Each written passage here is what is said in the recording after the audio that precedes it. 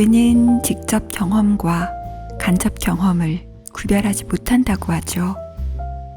꿈에 그리던 이상형과 사랑에 빠지고 정의가 승리하는 결말의 일부가 되고 믿을 수 없이 아름다운 풍경 속에 누워있는 이야기를 읽으면 뇌는 실제로 우리가 그 일을 한 것처럼 작동한다는 거예요. 경험을 많이 한 사람은 재료를 많이 가진 사람입니다. 이야기를 만들거나 빚거나 이어붙일 소재가 많은 거죠. 태어난 해가 아니라 경험이 그 사람의 진짜 나이를 말해주는 걸지도 모르겠습니다.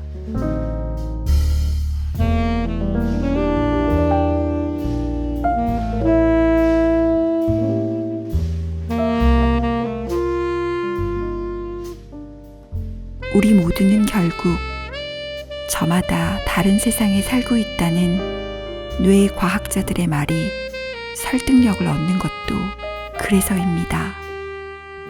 같은 공간, 같은 시간 속에 두 사람이 있어도 경험이 그 둘을 완전히 다른 세상에 속하게 할 수 있으니까요. 그래서 매혹당한 영화 속으로 좋아하는 사람을 데려가고 싶은가 봅니다. 19세기 파리의 길을 나란히 걸으며 그날 뜬 달을 함께 바라보고 싶으니까요. 사람을 웃기는 건 한 방이야.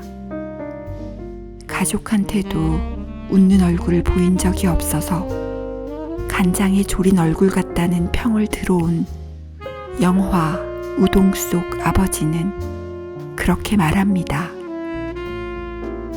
맛있는 우동 한 그릇이면 돼. 맛있는 거 먹을 땐 다들 웃잖아.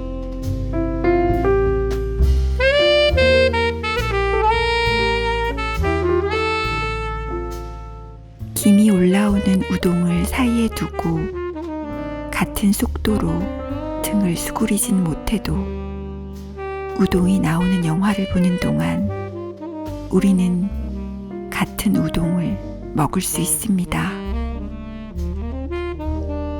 꿈에서도 현실에서도 만날 수 없다면 거기서 만나요. 우리가 같은 각도로 입꼬리를 올리는 영화 속에서 오직 사랑하는 영화만이 살아남는다. 손잡이를 돌리고 문을 살짝 밀어봅니다. 거기 우리가 함께 서 있습니다.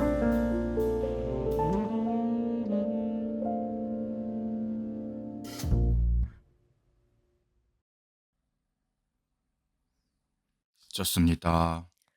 너무 좋아요. 그러면 이제 우리가 오늘은 1시간 안에 녹음을 해볼까 해요. 그래서 지금 30분이 지금 흘렀기 때문에 30분 네. 안에 이제 우동생을 해볼 건데 정말요? 2시간 네, 아니고요? 정말요. 큰일 그러니까 났네. 2시간이라는 거는 이제 네. 리액션을 고려한 시간이고 네네. 사실 진짜 알맹이는 1시간 안에 딱. 정말요? 그냥 네. 제가 1시간 준비해 갖고 왔는데 큰일 났네. 최대한 짧게 모른다. 최대한 짧게 그러면 해보겠습니다. 그래요. 그리고 네. 지난 녹음을 들어보니까 제가 동서님이 네. 딸기딸기하고 굉장히 네. 귀엽게 말씀해 주셨는데 뭐야 하면서 화를 냈더라고요. 정말요? 지난 제 자기소개 녹음에서요. 뭐야 나만 할 수 있는 건데 그러면서 막 화를 네. 냈더라고요. 맞아, 그래서 맞아. 네네. 내가 이렇게나 이런 거에 민감했구나. 얼마나 딸기랑 바나나랑 청포도를 나만 갖고 싶었으면. 그렇게 발끈할 일은 아니었는데. 바나나 아니고 레몬 아니에요? 레몬이에요? 네, 레몬입니다. 제가 요즘에 바나나를 많이 먹다 보니까 또 바나나인 줄 알았네요. 네. 그러면은 여튼 딸기만 중요하고 사실 나머지는 쓸 일이 없어요, 우리가. 네. 딸기를 쓸 테니까 네. 이언님의 근황을 네. 먼저 들어볼까요? 1시간이나 준비하셨다고 하니까. 저는 네. 여러분 지난번에 저희가 언제 한번 영화 룩백에 대해서 얘기한 적이 있죠. 잠깐 네, 맞아요. 했었죠. 스치듯이 네. 네. 그 동선 작가님은 보셨다고 했고 혹시 폴 작가님도 보셨나요? 네, 그럼요. 저도 바로 봤죠. 아, 그러셨구나. 네. 그 영화를 저는 얼마 전에 봤어요. 네. 그리고 지난 여러분을 저희가 정말 오랜만에 만났잖아요, 이번에. 네. 그 그렇죠. 시간 동안 저는 사실 룩백의 시간을 보내고 왔습니다. 정말 선물 같은 시간을 보내고 왔어요. 첫 번째는 룩백과 영화 아키라를 바라보면서 동선 작가님 생각을 좀 많이 했어요. 그리고 또 폴 작가님이 그동안 저희 방송을 위해서 정말 많이 애를 많이 쓰셨잖아요. 전국 방방곡곡을 돌아다니면서 얼마 전에도 동선 작가님이 올려주신 영상처럼 폴폴은 폴폴폴폴처럼 정말 많은 곳들을 다니셨잖아요. 제가 네. 그 곳들을 다녀왔습니다. 답사. 어머, 답사 여행. 어머, 똑같이요? 네. 그 모든 곳을 다 가신 거예요? 다는 못 가고 강릉의 네. 윤술서림과 어떡해. 서슬라길의 파이키와 어떡해. 서촌의 베란다와 네. 남양주의 능례서점 책방을 능내 다녀왔 책방. 네. 네. 오. 을 혹시 이렇게나 다녀왔습니다. 인증샷 같은 것도 많이. 찍어 놓으신 게 있나요? 인증샷뿐만 아니라 폴 작가님의 오프닝 멘트를 적어서 다 붙여 놓고 왔습니다. 어떡해. 오. 감동이다. 그리고 강릉 네. 윤술서림 책방지기와 능내 책방지기와 그 부분을 같이 앉아서 들었습니다.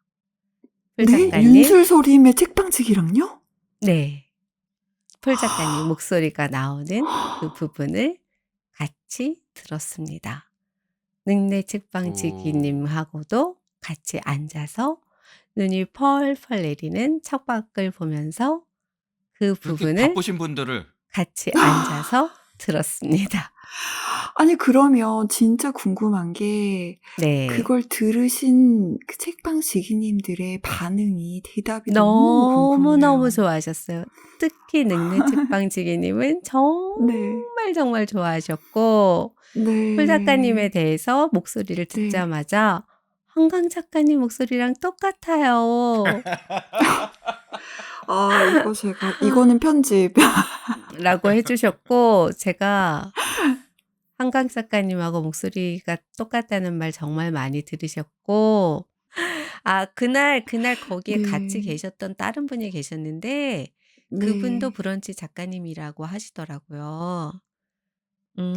사장님이랑 같이 계시던 같이 분이요? 계셨던 분이 네네. 그러면서 음. 저한테도 물어보시더라고요. 혹시 브런치 작가님이시냐고. 그래서 네. 지금 거기 능내 책방에 폴 작가님이 쓰신 그 청춘 예찬 편 그 오프닝 멘트랑 저희 명함이랑 그게 다 붙어 오. 있어요. 붙어 있다고요? 수고하셨습니다. 네네. 제가 갔던 그 모든 책방에 어떡해. 그 편이 나왔던 오프닝 멘트가 다 붙어 있어요.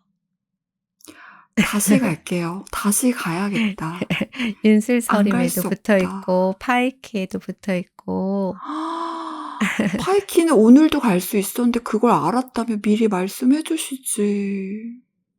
네. 그리고 인제 동선 네. 작가님 그 룩백에 대해서 제가 얘기하고 싶었던 부분은 그 룩백의 원작가인 그 후지모토 타츠키 분이 네. 산문을 쓰셨는데 제가 네. 이 영화를 보면서 인상적이었던 거는 다른 영화의 그 안에서 이야기도 인상적이었지만 그 타츠키 작가가 한 말이 되게 굉장히 제가 이걸 알아보면서 인상적이었던 부분이 있었어요. 예예. 예. 이분이 동일본 대지진 발생했을 때 대학교에 미술대학에 입학했다고 하더라고요, 17살 때. 근데 그때 대지진 발생한 직후라 '이대로 그림을 그려도 되나.' 하는 의문을 좀 품었대요. 그림을 그려봤자 의미 없다는 생각이 들어서 그런 마음을 가지고 피해복구 봉사를 갔대요. 근데 그 이동하는 버스 안에는 체육대생들도 좀 많았었고 현장에 도착해서 작업을 하다가 작업을 했는데도 그 효과가 좀 미비해서 너무 무력감을 느끼면서 버스 안으로 돌아올 때 다들 좀 시무룩했대요. 예. 그리고 저희가 "이렇게 온 게 별로 의미가 없다." 이런 말들을 서로 나눴다고 하더라고요. 그 뒤로 딱 한 번 더 봉사활동을 가고는 더는 가지 않았대요. 그리고 인제 유화를 그리다가 돈이 너무 많이 들어서 그 비용을 마련하느라고 만화를 그릴 수밖에 없었대요. 근데 그때 17살 때부터 쭉 그런 그때 느꼈던 무력감이 떠나질 않았는데 그 뒤로 몇 번인가 이런 슬픈 사건들이 일어날 때마다 '내가 하는 일이 아무 도움이 되지 않는구나.' 그런 생각만 점점점 커졌는데 그런 감정을 좀 발산하고 싶어서 이 룩백을 그렸대요. 그런데 신기하게도 이거를 그리고 나서 이 단편집을 보는데 그 무력감뿐만이 아니라 배를 고르면서 만화를 그렸던 일, 친구랑 연습했던 일들이 하나둘 떠오르면서 음 '내가 이렇게 암울한 일만 계속된 게 아니라 즐거운 추억들도 있었구나. 꼭 암울한 일들만 있었던 건 아니구나.' 그런 일들이 굉장히 많이 떠올랐다고 하더라고요. 그럼 그러면서 내 안에 있는 어떤 소화할 수 없었던 거 억지로 소화하기 위해서 그리고 만든 작품 안에 내가 생각하지 못했었던 것들을 발견했다라고 얘기를 하더라고요, 산문집에서. 그걸 읽으면서 '아 내가 글을 쓰면서 느꼈었던 어떤 비슷한 감정과도 맥이 닿아 있다.'라는 생각을 좀 했던 것 같아요. 이 타츠키 작가의 글을 읽으면서. 예. 그래서 저는 그 말이 영화의 장면보다도 더 인상에 남았었고 영화에서는 이 후지노하고 큐모토의 서로 다른 다행 여기에서 말하잖아요. "그림을 그려서 다행이야. 세상에 나와서 다행이야. 그리고 계속 그리고 싶어. 그리고 같이 그리자."라는 말 그 말이 너무너무 인상적이었어요. 음. 그 그 말이 굉장히 인상적으로 남았고 영화 아키라는 정말, 정말 좋았어요. 영화 아키라는. 다행입니다. 취향에 음. 맞으셨군요. 제 취향이 좀 갈리는 작품이라서. 아 정말, 정말 좋았고 왜 좋았냐면 이게 군인과 과학자가 점령한 도시인데 처음에는 계속 여기에서 제가 뭔가 동선 작가님은 잘 아실 거예요. 제가 뭐를 찾으려고 했을 거라는 거를 약간 시를 짓거나 읽는 마음을 계속 찾으려고 했었어요. 그 시몬 배우가 했던 불행한 사람에게 필요한 우리 조커에서 얘기했었던 그런 마음. 누군가 불행에 처한 사람에게 주의를 기울여지는 그런 마음. 그거를 계속 제가 찾으려고 했던 것 같아요. 그러니까 불행을 겪는 사람을 덩어리가 아닌 한 개인으로 바라봐 주는 일처리가 아닌 사무적으로 대하는 불행을 그러지 않는 어떤 마음. 왜냐하면 불행은 예고 없이 닥치고 예외라는 건 없잖아요. 그런데 사람들은 나만은 비켜갈 거라는 어떤 무한 긍정 속에서 계속 살아간단 말이에요. 그런데 단어라는 것도 진화하기 때문에 사라질 수밖에 없다라고 생각하지만 사라지면 안 되는 단어들이 저는 있다라고 생각하거든요. 그 염치나 수치, 부끄러움처럼. 왜냐하면 그 단어가 사라지는 게 중요한 게 아니라 그러한 마음도 같이 사라지기 때문에. 그래서 제가 동선 작가님이 싫어함에도 불구하고 사랑이라는 말을 계속 쓰는 거는 절대 사라지면 안 되기 때문에 잃고 싶지 않아서 그런 말이 어떤 말로도 대체되거나 멸종되지 않기를 바라기 때문에. 그런데 이 영화에 그런 마음이 있더라고요. 그것도 가장 약 아키라에서 사랑을 보셨다고요? 네. 그 대단합니다. 영화에서 가장 약하고 가장 배척되고 가장 밀쳐진 마사루와 키요코와 타카시에게서 그 마음을 봤어요. 아키라가 테츠오를 데리고 사라지자 다카시가 그를 구하려고 해요. 그때 키요코가 말해요. 지금 가면 너도 나오지 못해. 그때 타카시가 말하죠. 하지만 저 사람은 아무 상관없잖아, 이 일에. 죽을 걸 알면서도 뛰어들어요, 타카시가. 그때 마사루가 얘기해요. 저 안에 들어가면 우리 힘으로 나올 수 없어. 그러자 키요코가 말하죠. 하지만 셋이 뭉치면 저 사람은 구할 수 있어.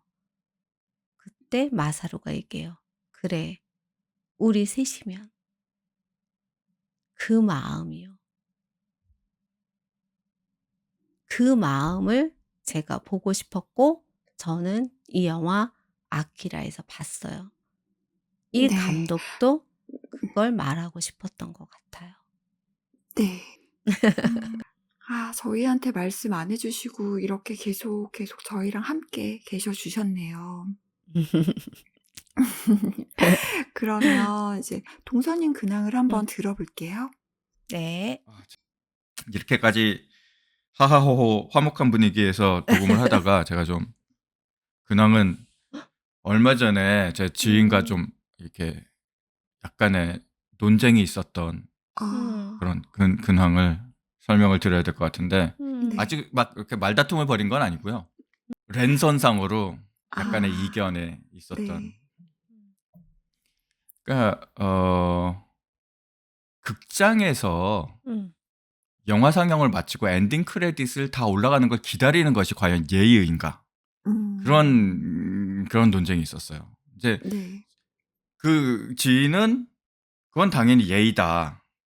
만든 사람한테 예의고 뭐 그렇게 설명하셨고 저는 이제 제 요지를 말씀드리자면은 개인적으로 이제 한국 사회에서 예술을 받아들이는 방식이 조금 더 자유로워져야 되는 게 좀 유연하고 그래야 되는 게 아닌가라는 그런 생각이 들거든요. 뭐 영화는 사실 옛날에 훨씬 심했죠. 막 애국가 제창하고 처음에 그리고 그것도 국민을 의할 때 일어서서 봤잖아요. 끝나면 박수치고 그런 시절이 있었고 과연 영화 엔딩 크레딧을 다 봐주는 게 창작자에 대한 예의라고 해석이 해야 되는가? 그런 것 의문이 든다는 거죠. 그 엔딩 크레딧이 사실 엄청 빨리 올라갑니다. 3D 애니메이션이나 뭐 특수 효과가 많이 들어간 영화는 더군다나 그 전 세계적으로 외주를 뿌리기 때문에 엔딩 크레딧 그걸 다 보기가 거의 불가능해요.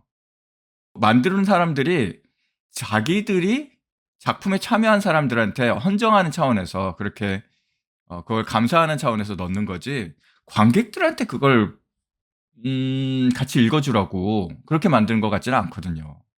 그러니까 영화 관계자나 어떤 내 지인이 참여했다든가 뭐 그런 사람들은 볼 수도 있겠죠. 근데 그런 사람들이 즐기는 거는 충분히 이해하는데 그걸 안 봤다고 해서 또 미리 일어났다고 해서 예의 없다. 그렇게 얘기해서는 안 될 것 같아요. 뭐 꼭 보고 싶다고 생각하시는 분들은 예술 영화 전용관이나 아니면은 OTT나 블루레이 같은 거를 사셔 가지고 정지 화면 시켜 놓고 이렇게 보시면 되는데 뭐 제가 그 첫사랑 영화를 보면서 채윤이라는 이름을 알게 된 것도 사실 극장에서 봤으면은 저는 그냥 넘어갔을 수도 있어요.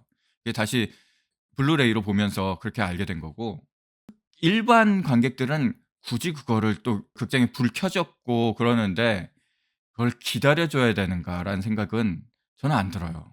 네. 그러면 궁금해지는 게 이 논쟁의 결론은 어떻게 났나요?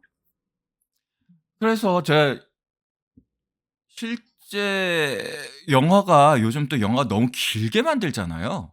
네. 엊그제 서브스탄스 봤을 때도 그것도 2시간 훨씬 2시간 한 30분 40분 되는 것 같고 그리고 음. 브루탈리스트는 또 4시간 가까이 돼요. 도저히 못 보겠더라고요. 나중에 OTT로 보려고요. 브루탈리스트는 근데 인터미션이 있습니다. 2시간 딱 끝나고 중간에 한 번 화장실 갈 시간을 줘요. 음. 근데 제가 나이가 들어서 그런지 불이 켜지자마자 화장실에 빨리 가고 싶은 거예요. 음. 근데 절 보고 늙은 방광이래요.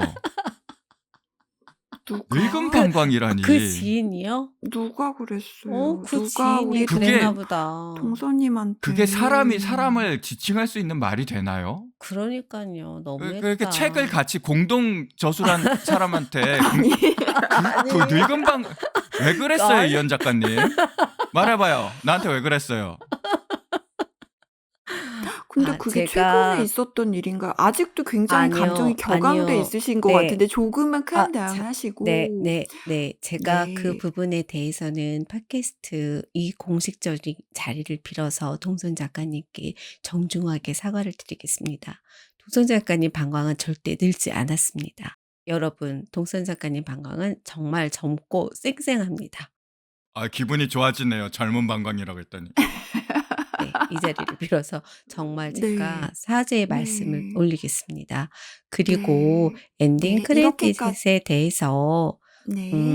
제가 꼭 동선 작가님에게 그 자리를 끝까지 엔딩 크레딧 다 올라갈 때까지 기다려 달라라고 얘기를 한 건 아니었고, 저는 동선 작가님이 채윤이 그분을 발견해서 동선 작가님이 엔딩 크레딧을 매번 매 영화마다 다 보시는 분인 줄 알고 동선 작가님이 그런 분이라 저는 정말 좋아요라고 했는데 동선 작가님이 발끈하시면서 왜 그래야 하는지 모르겠다라고 하셔서 제가 바로 수긍하고 알겠다라고 그때 제가 그러지 않았나요? 수긍하시면서 말씀하신 게 늙은 방광이었죠. 네, 그래서 제가 죄송하고요.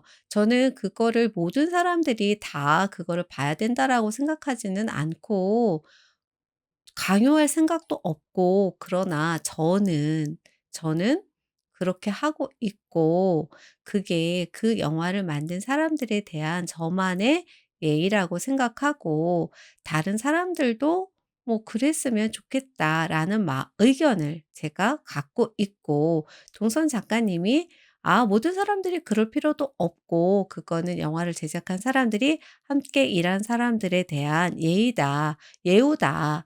라고 생각하신다면 저는 그 의견에 대해서 전적으로 뭐 존중합니다. 뭐 거기에 네. 대해서 제가 토를 알겠습니다. 달 필요도 없는 음. 거고, 네, 서로 네. 의견이 다를 수 있다라고 저는 생각합니다. 네. 네, 맞아요. 어떤 예술 작품도 생리 현상이 우선할 수는 없고, 네. 그리고 또 이제 우리가 친구랑 사이좋게 지내는 법 중에 하나는 친구가 진심으로 사과하면 또 받아준다라는 암묵적인 룰이 있잖아요. 네. 그러니까 아마 동서님이 이렇게 정말 정중하게 사과해 주신 이현님의 사과를 받아주실 걸로 믿고요. 그리고 영우님들한테 네. 네. 좀 한번 설문조사를 해보고 싶어서 이 극장 엔딩 크레딧 올라갈 때 이게 진짜.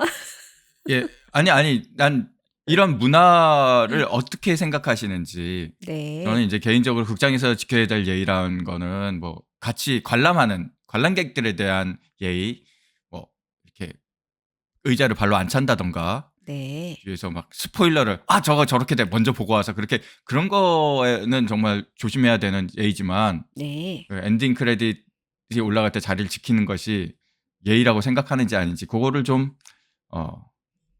가능하면은 네. 이 방송을 들으신 영혼님들이 저랑 다르게 생각하시는 부분이 있다면은 이렇게 네. 따끔하게 네. 댓글을 좀 달아주시면 감사하겠습니다.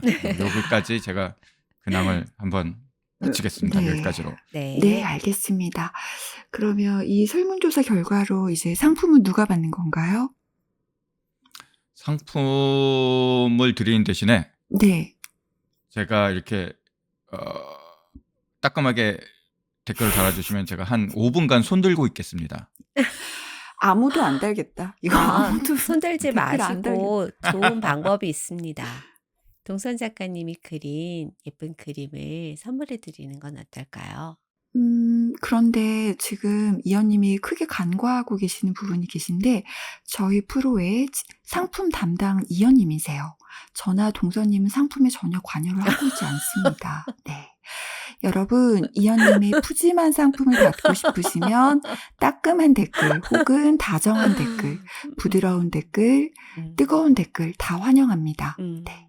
댓글과 설문조사 응해주시는 거 부탁드리고요.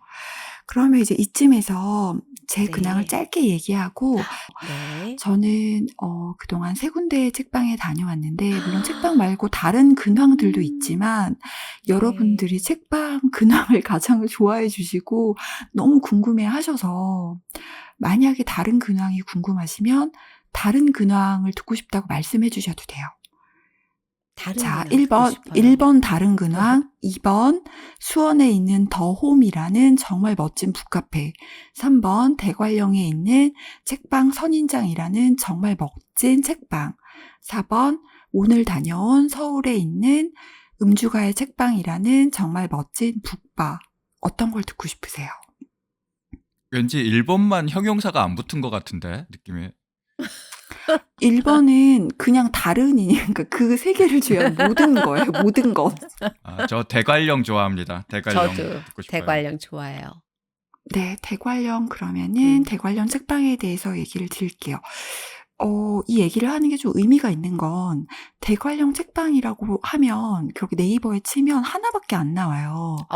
그래서 네, 대관령에는 일단 책방이 없고 굉장히 힘들게 찾아간 책방이거든요. 힘들게 찾아간 이유는 그날 눈이 너무 많이 내려서 차를 끌고 올라갈 수가 없었어요. 언덕을 마을 끝까지 올라가야 되는데 올라갈 수가 없어서 마을 입구에 차를 대고 금방이겠지 하고 그냥 재킷을 안 걸치고 썰렁한 옷으로 나왔는데 바람이 쌩 불면서 마치 오즈의 마법사에서 자 이제 이 바람이 너를 어디까지 데려갈 거야 이런 느낌으로 바람이 쌩 이렇게 부는데 영차 그러면서 올라갔어요. 올라갔는데 입구에 눈 치우는 삽이랑 그걸 뭐라고 하죠? 그 눈을 퍼내는 거 있잖아요.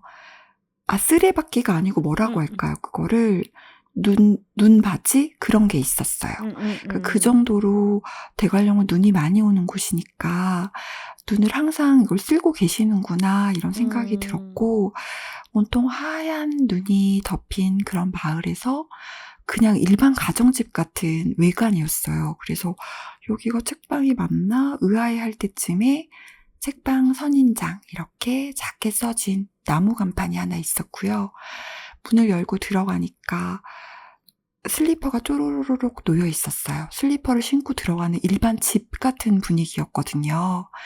그래서 슬리퍼를 신고 들어갔더니 사장님이 아무도 손님은 안 계시고 혼자 계시다가 반가워서 뛰어나오시면서 어머 여기를 어떻게 알고 오셨어요? 그러시는 거예요. 너무 좋았겠다. 그 네. 말만으로도. 맞아요. 그래서 이거는 정말 할머니 집에 미리 얘기 안 하고 찾아갔는데 할머니가 아유 내 뚱깡아지 어떻게 왔어? 어떻게 혼자 왔어 여기까지? 그러면서 이렇게 맞아주시잖아요. 그런 느낌이었고 너무 반가워서 네이버 보고 찾아왔어요 라고 말하는데 그 당연한 말을 하는데도 저도 미소가 벙긋벙긋하면서 대답을 했고 "사장님이 편하게 둘러보세요. 저희는 스테이도 하고 있어서 다음에는 스테이로 묵으셔도 좋을 것 같아요." 이런 얘기도 해주시더라고요. 그래서 원래 여기는 책을 사러 오는 곳이 아니라 스테이를 하러 하루 묵으면서 책을 보는 곳이구나. 이게 이 책방의 정체성에 훨씬 가깝구나라는 걸 알 수 있었고, 이렇게 쭉 둘러보다가 제가 전부터 읽고 싶었던 굉장히 좋아하는 출판사 난다에서 나온 시리즈 중에 한 권이 눈에 띄었어요. 제목이 뭐냐면 바로 내가 네 번째로 사랑하는 계절입니다. 네. 네 번째로 사랑하는 네, 너무 좋죠. 우리가 보통 "너는 무슨 계절 제일 좋아해?" 이렇게는 물어보지만 "너는 네 맞아. 번째로 무슨 계절을 사랑하니?" 이렇게 물어보진 않잖아요. 풀 풀 작가님이 가장 덜 물었어요. 좋아하는 계절이 되겠네요. 바로 그렇게 그건데 표현하는 우리가 "너는 어떤 계절을 안 좋아해?" 이렇게 묻는 게 아니라 "너가 네 네 번째로 번째. 사랑하는 계절이 뭐야?" 저는 이게 너무 좋은 거예요. 풀 이렇게 작가님이 말을 물었을 하는 법한 질문이다.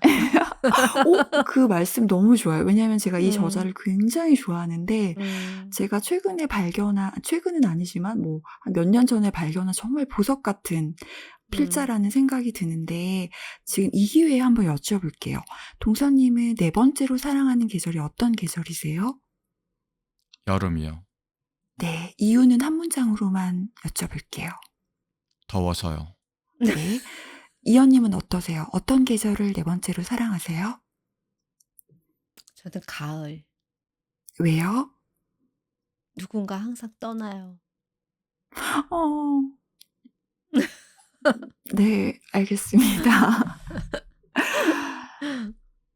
네, 맞아요. 여기서 이 저자가 말한 계절은 바로 두 분이 말씀하신 계절 중에 있는데요. 여름이에요.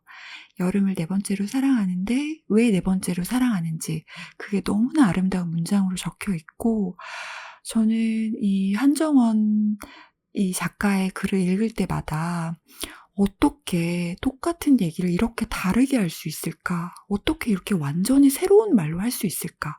매번 놀라거든요. 나보고는 한 문장으로 얘기해 놓고 나도 한 30문장으로 얘기하라 그러면 아름답게 말할 수 있어요.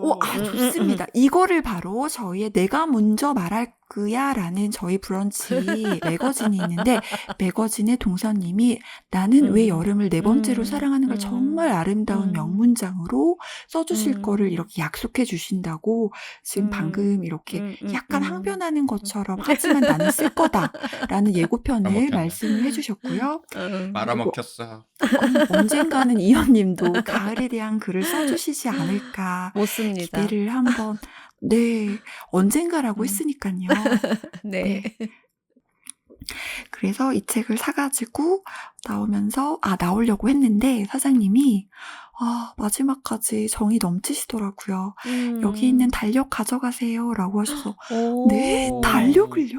저는 10월, 11월만 되면은 다음에 달력을 사는 게 취미거든요. 네네. 그래서 이제 세상에 나와 있는 달력 중에 어떤 달력이 제일 예쁜가 보자 하면서 달력을 막 수백 개를 뒤져서 보고 막 오프라인 매장에 가서 막 직접 보고 하면서 예쁜 달력을 찾아보는데, 거기에서 이제 한 장으로 나온 2025년 달력도 주시고 예쁜 엽서들도 많이 주셔서 정말 맛있는 걸 잔뜩 먹고 나온 그런 기분으로, 배부른 기분으로 나왔고요. 그리고 다른 두 개의 책방도 제가 들려드리고 싶은 이야기가 많으니까 글로든 아니면 다음 시간에든 어떤 방식으로든 들려드릴게요.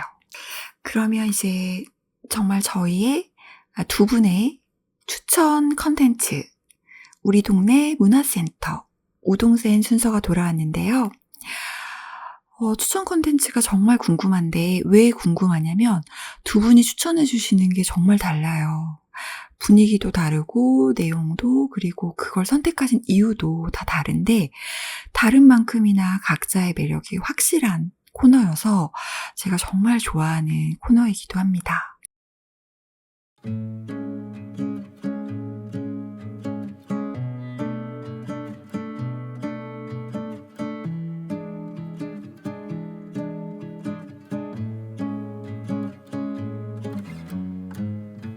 공통점. 떡잎부터 영화를 사랑한 시네필. 영화판에 발을 들였거나 들이고 있음. 차이점. 사랑이 나를 살려. 대. 사랑 얘긴 빼자. 대. 두 분 싸우지 마세요. 등장인물 1. 팟캐스트 입문 한 달 차. 처음 해보는 막내 노릇이 신난 막내. 등장인물 2. 중랑 미디어 센터 VIP. 취미는 산꼭대기에 있는 학교 찾아가기. 등장인물 3. 캐나다 루프탑 사령관.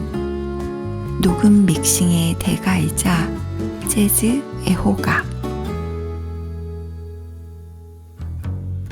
셋이서 여러분의 이름을 고민합니다. 서로가 서로를 부를 때 더 가까워질 이름을 함께 즐거이 저장할 순간을 오래 남을 소리 한 장을 아끼는 마음으로 영화처럼 산다면야. 2권의 책, 3명의 저자. 오직 사랑하는 영화만이 살아남는다.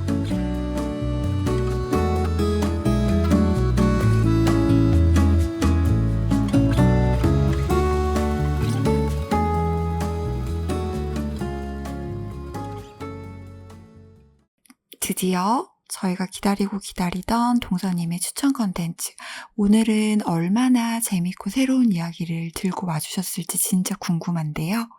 동서님이 오늘 저희한테 추천해 주시고 싶은 컨텐츠는 뭘까요? 예. 여러 가지를 준비는 했는데 네. 아무래도 저희가 다음번 녹음이 음식에 관한 영화, 네. 남극의 셰프라는 영화에 대해서 얘기를 나눠볼 예정이기 때문에 네. 이번 컨텐츠도 음식에 관한 얘기를, 만화를 하나 소개해 드리려고 해요. 네, 좋아요. 너무 궁금해요. 어떤 만화일까요? 이 오늘 소개해 드릴 만화 제목은 절대 미각 식탐정이라는 만화입니다. 우와, 네. 이게 이제 일본에선 드라마화도 됐고요. 그리고 일본 네. 제목은 쿠이탄이라고 해서 네. 일본어로 이제 쿠이신뽀라고 하면은 한국어로 정확히 번역하면은 먹보, 뭐 걸씬 들린 먹보, 뭐 이 정도 되고요. 네. 그리고 이제 탐정이 탄테이니까 네. 일본에서는 쿠이탄이라고 부르는데 네. 그거를 글대로 번역하기 힘드니까 식탐정이라고 했어요. 절대미각 식탐정. 네. 간단하게 뭐 또 아는 체를 하자면 한국에서는 삼시세끼가 2010년대 초반이겠죠. 2014년 정도 그때 삼시세끼가 시작했을 텐데 네. 그게 이제 시초였던 것 같아요. 제가 기억으로는 나영석 PD가 그 당시 꽃배다 할배 프로그램으로 떴을 때 네. 2000년대 후반, 2010년대 초반에 유혈의 라디오 천국의 방송에 초대 손님으로 나와서 네. 앞으로 한국에서 유행될 만한 컨텐츠 중에 하나가 네. 요리에 관한 걸 것이다. 그리고 나서 삼시세끼를 만들었는데 진짜로 뭐 예언대로 거의 네. 요리에 관한 콘텐츠가, 음식에 관한 콘텐츠가 미어 터졌죠, 그 뒤로. 네. 맞아요. 근데 사실 이게 그만큼 경제적으로 풍요해졌다는 의미예요. 어떻게 보면 외식 네. 문화에 대해서 네. 사람들이 네. 완전 관심을 많이 가지게 되었다는 의미인데 네. 일본도 80년대 초부터 한참 버블 경제 정점에 오를 그때쯤부터 음식 컨텐츠가 엄청나게 쏟아지기 시작했었어요. 그래서 요리에 관한 만화라고 하면은 많은 분들이 아직도 원조로 알고 계시고 저도 이제 원조라고 생각하는 83년에 처음 연재를 시작한 마스의 달인이라는 만화가 될 텐데 마스의 달인은 사실 요리라 만화라고 보기에는 되게 음식 문화에 대한 철학적인 그런 접근이 있는 좀 그런 진지한 만화고 물론 그 주인공인 지로랑 그 지로의 아빠인 우미하라의 대결 구도가 들어가긴 했지만 그거는 어느 정도 흥미를 유발하기 위한 그런 거고 전반적으로 되게 진지해요. 마스의 달인은. 네. 근데 한편으로 86년쯤에 다른 유명한 음식 요리 작가가 테라사 다이스크라는 작가가 있는데 그분이 이제 한국에선 정발이 안 된 미스터 아지코라는 작품으로 요리 만화의 기틀을 잡았다고 봐도 돼요. 마스의 달인은 마스의 달인의 독자적인 길을 쭉 걸어왔고 이 테라사 다이스케는 흔히 얘기하는 요리 배틀 만화. 그러니까 계속 대결을 해나가면서 그 드래곤볼처럼 슬램덩크처럼 대결을 통해서 점점 주인공이 성장해 나가는 그런 소년 만화의 정석을 요리 만화에 도입한 최초의 작가고 보통 음식 그 신의 물방울이나 뭐 이런 음식 만화 보면은 보인다 우주에서 떨어지는 혜성이 보인다 뭐 이렇게 오버액션하는 그런 거 있잖아요. 그 작가들이 네.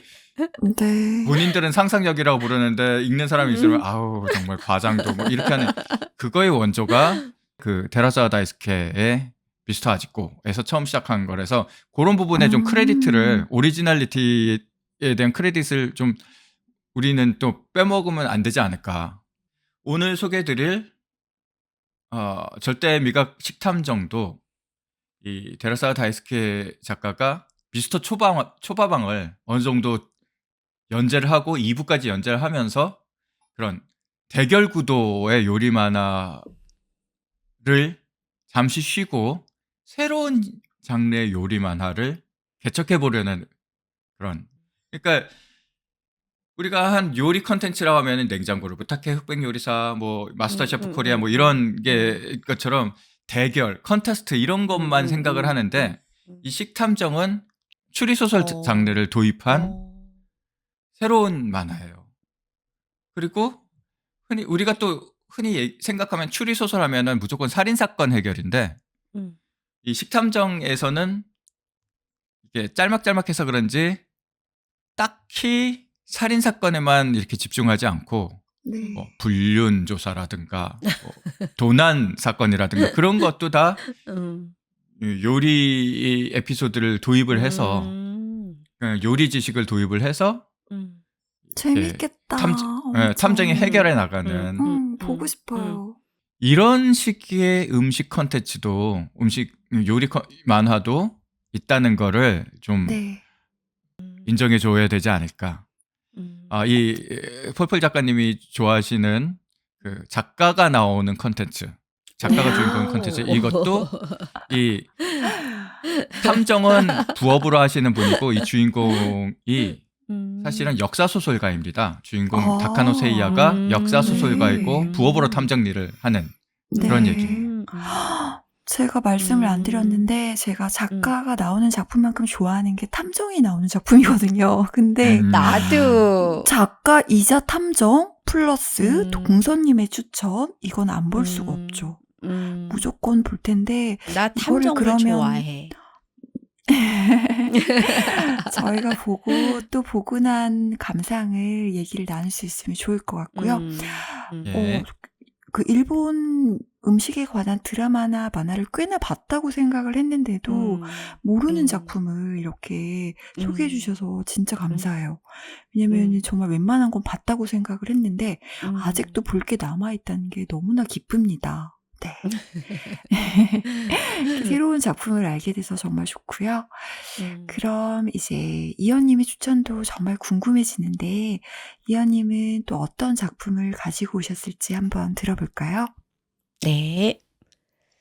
제가 오늘 소개할 건 책인데요. 2019년 푸른 출판사에서 나온 외로운 사람끼리 배추적을 먹었다라는 책입니다.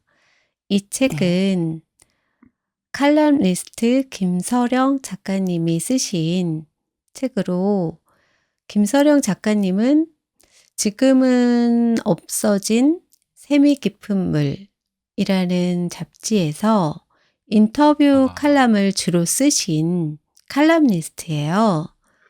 그런데 이분은 이제 안동 출신이라 이 책을 읽어보신 분들은 아실 수도 있는데 굉장히 향토색이 짙은 우리말을 그대로 옮겨와서 글로 구사를 하셨어요. 그러니까 사투리, 그거를 그대로 그냥 정말 말맛이라고 해야 될까? 그런 것들이 그대로 그냥 글 안에 그냥 살아서 꿈틀거리는데, 배추적이라고 안동 지방에서는 이거를 적이라고 부르시더라고요. 전을.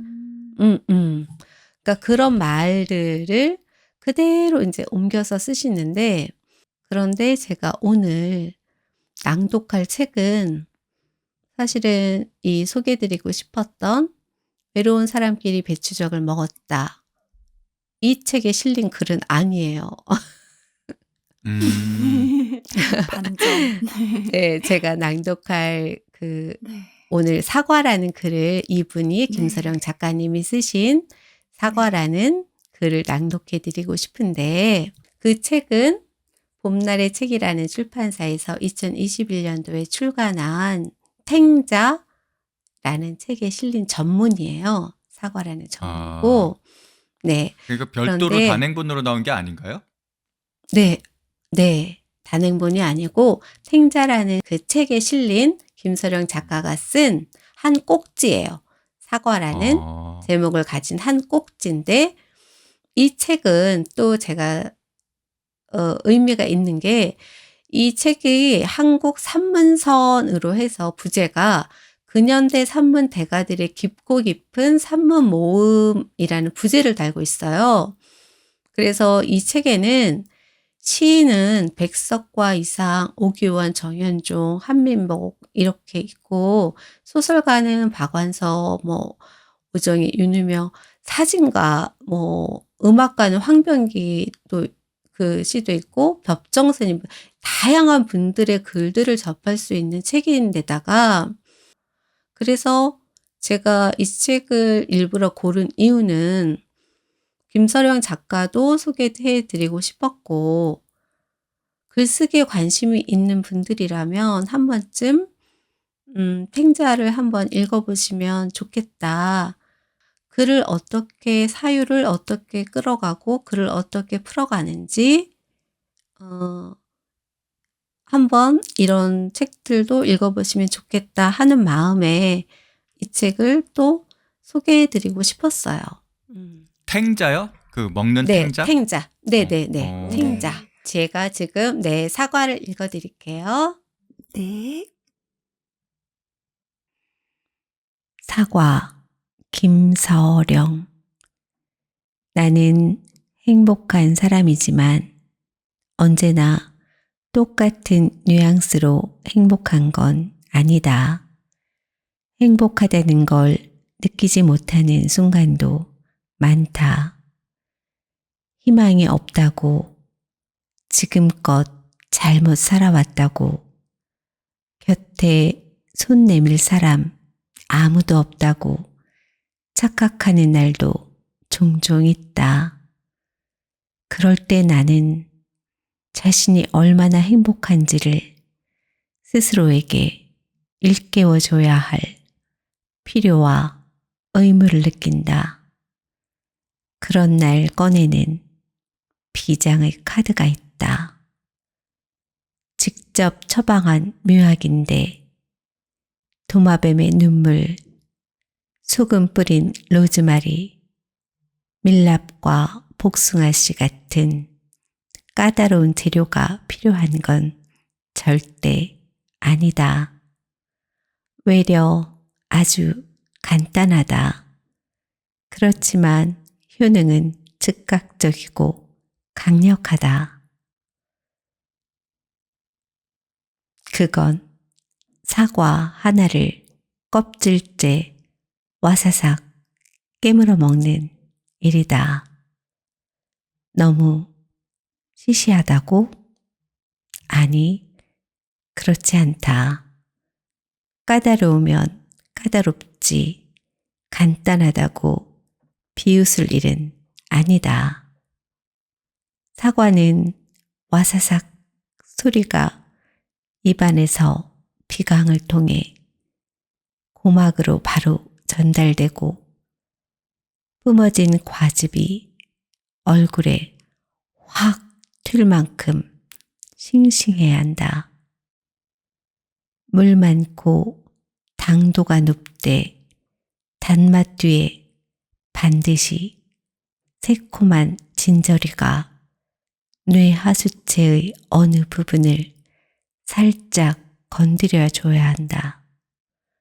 그러므로 같은 과일이라도 배나 감은 사절이다.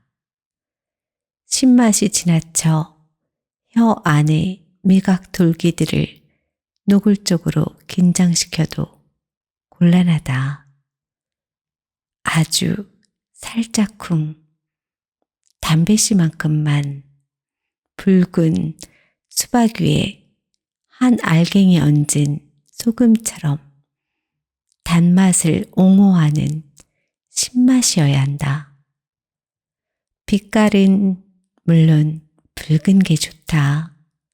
그러나 표면 전체가 일정한 톤으로 붉기만 해서는 재미없다. 농담과 명암과 강약이 요구된다. 동트는 하늘처럼 연무농이나 연노랑이 한 줄기 끼어드는 편이 의식의 지평을 확장시킨다는 게 그동안의 내 경험이다. 형태가 좌우대칭일 필요는 없다. 약간의 불균형이 도리어 매력적인 건 이 경우도 마찬가지다. 너무 복잡하다고? 그렇지 않다. 이건 사과를 고를 때의 문제지. 평소 서너 개의 사과만 확보해두면 어려울 게 아무것도 없다. 다만 한 가지 주의할 건 사과를 잡을 때 엄지를 꼭지에, 장지를 배꼽에 대야 한다는 점이다. 그래야 안정감이 생기고 사과 안에 든 하늘 기운, 땅 기운이 몸 안으로 일사불란하게 스민다. 손가락의 맨 끝마디 볼록한 살점 외엔 살갗이 사과 껍질에 닿아서는 안 된다. 짐작했겠지만 초밥 장이가 생선을 오래 잡고 있어서는 안 되는 것과 같은 이치다. 사과의 물리적 형태가 점점 눈앞에서 사라진다. 스미는 과즙에 몸이 환호한다. 우주와 내가 둘이 아님을 감지한다. 마침내 드러나는 두 개의 사과씨. 낙담도 회환도 고독도 단숨에 제압하는 핵. 이 씨앗이 사랑으로 미쳐 다시 한번 사과로 환원되는 날이 올까? 작은 생명을 오래 가만히 들여다보는 일은 평화다. 신비다.